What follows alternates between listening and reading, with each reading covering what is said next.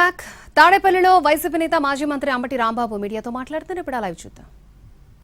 మీరు విద్యాశాఖ మంత్రి కదా, డిఎస్సి మెగా డిఎస్సి ఇవాళనే విద్యార్థి విభాగం వైఎస్ఆర్ కాంగ్రెస్ పార్టీకి సంబంధించి రాష్ట్ర వ్యాప్తంగా నిరసన ప్రదర్శన చేయడం జరిగింది. ఇవాళ మెగా డిఎస్సీలు ఎంత మోసం చేశారయ్యా, ఎంత దుర్మార్గం చేశారయ్యా. స్పోర్ట్స్ కోటా అని చెప్పేసి 3% అని చెప్పేసి 420 మందికి మీరు సర్టిఫికేట్లు ఇచ్చారు, వాళ్ళందరికీ ఉద్యోగాలు ఇచ్చారు. సర్టిఫికేట్ ఒక్కోటి 10 లక్షలు 15 లక్షలకు అమ్ముకున్నారే లోకేష్ గారు, లవ్ క్యాష్ గారు అమ్ముకుని వసూలు చేసుకున్నారే. ఇంతకన్నా దౌర్భాగ్యం ఏమైనా కావాలా? నిరుద్యోగి భృతి ఇవ్వకపోయావు.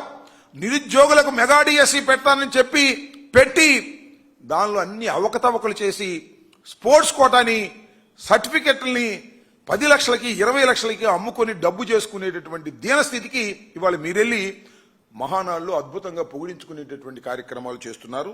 ఇది చాలా దుర్మార్గమైనటువంటి రాజకీయాలు ఇవాళ మీరు చేస్తున్నారనే విషయాన్ని మీరు గమనించలేకపోతున్నారు. డబ్బా కొట్టేవాళ్ళు కొడతా ఉన్నారు.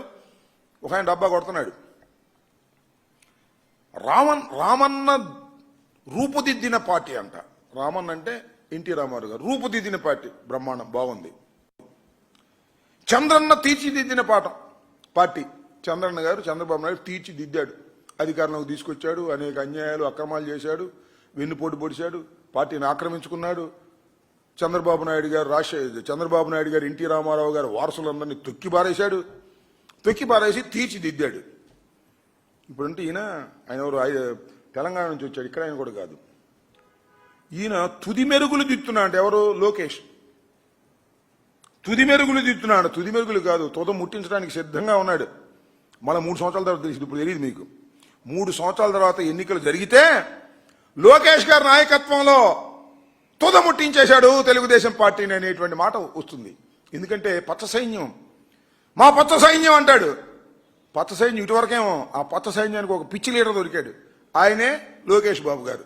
ఆ లోకేష్ బాబు గారు దీన్ని సర్వనాశనం చేసేంతవరకు వదలడు అనేటువంటి భావన ప్రజల్లో, ముఖ్యంగా తెలుగుదేశం పార్టీ వాళ్ళనే కలుగుతుంది. నాలో కాదు, మాకు కాదు. తెలుగుదేశం పార్టీలో సీనియర్స్ అందరూ కూడా ఈ ముద్దబ్బాయిని తీసుకొచ్చి ఇక్కడ అధికారం ఇవ్వాలని ప్రయత్నం చేస్తున్నాడు. నారా చంద్రబాబు నాయుడు గారు కొడుకు మీద ప్రేమతో ఇతనికి పొట్టకోసిన అచ్చరం ముక్కలేదు, ఊరినే డబాయింపు సెక్షన్లో బతుకుతున్నాడు అనేటువంటి భావన కలుగుతూ ఉంది. కాకపోతే వచ్చే 3 సంవత్సరాల తర్వాత తెలుగుదేశాన్ని తుదముట్టించేటటువంటి కార్యక్రమం చేయడానికి నారా లోకేష్ గారు సిద్ధంగా ఉన్నాడనేది నేను ప్రత్యేకంగా చెప్పాల్సిన అవసరం లేదు. ఇకపోతే రోజు ఇదే భజన, ఎక్కడ పట్టుకుని ఇదే భజన. గొడ్డలి పార్టీ, పొలుగు పార్టీ, పార పార్టీ, ఏదో ఒక విధంగా